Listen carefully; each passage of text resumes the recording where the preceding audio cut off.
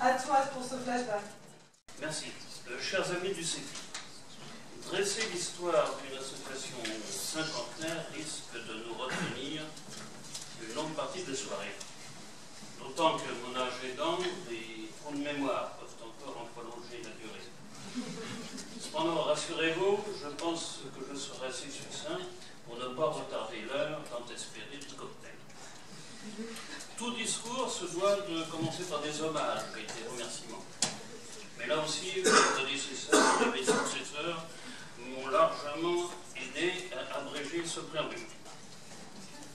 De mémoire d'ex-président, je peux dater précisément notre dernière commémoration interne, celle du 40e anniversaire de notre association, le 25 juin 2006, qui réunissait plus de 200 participants dans les locaux du Cercle républicain à Paris.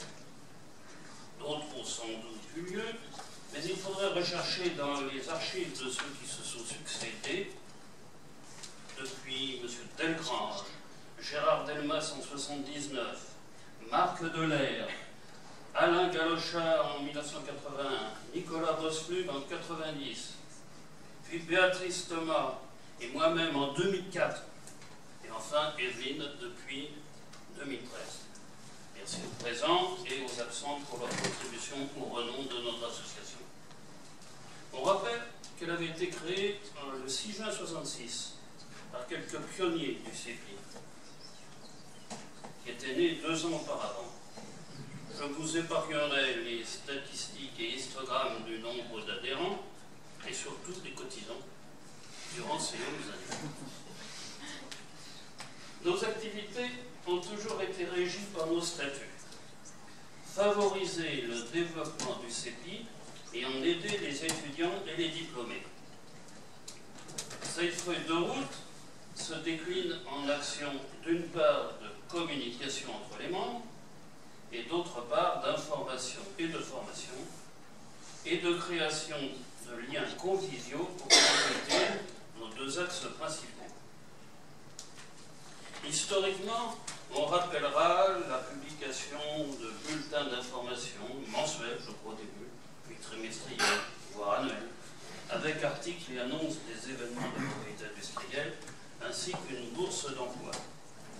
L'avènement de l'informatique dans les années 2000 nous a conduit à opter pour un site internet.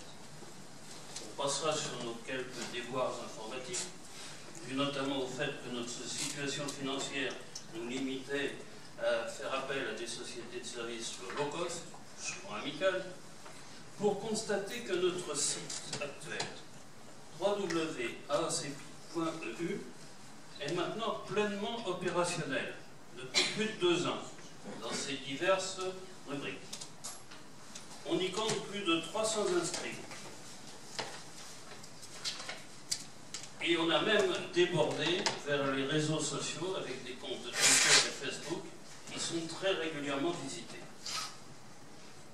Au siècle dernier, l'association soutenait le CEPI en assurant elle-même l'organisation de nombreux colloques, notamment à Strasbourg, pour marquer les étapes de l'évolution galopante de la propriété industrielle dans ces années mémorables.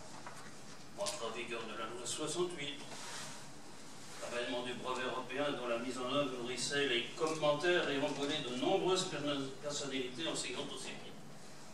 Par la suite, celui-ci a su assurer lui-même l'événementiel lié à son image grandissante. Information et formation également lorsque la CEPI a proposé sa médiation dans le duel fusionnel avocat-conseil en propriété industrielle en organisant 2 rencontres le 6 mai 2008 à l'université Léonard de Vinci à la Défense et le 9 juin 2009 en préambule de notre Assemblée générale. On se souviendra aussi du soutien constant que nous avons apporté au CEPI lors des sempiternelles discussions sur l'évolution de son statut avec les administrations recouvrant la propriété industrielle et son enseignement.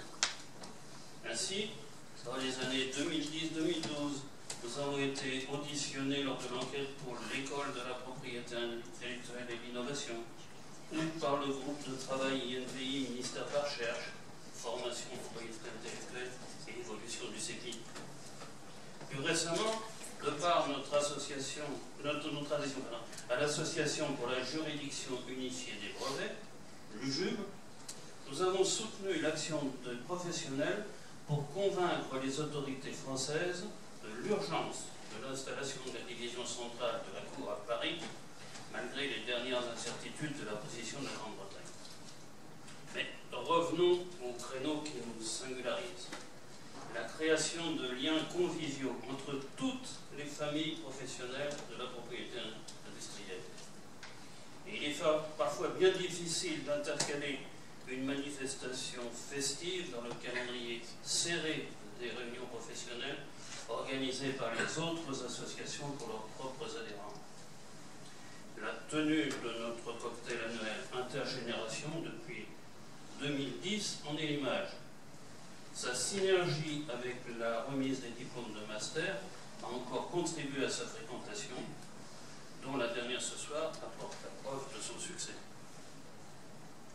La vie associative n'est pas un long fleuve tranquille, et nous martelons sans cesse qu'il ne suffit pas d'adhérer, et même de payer une cotisation, il faut participer. Nous nous y employons en appliquant notre devise, réunir les anciens et les nouveaux. Au moins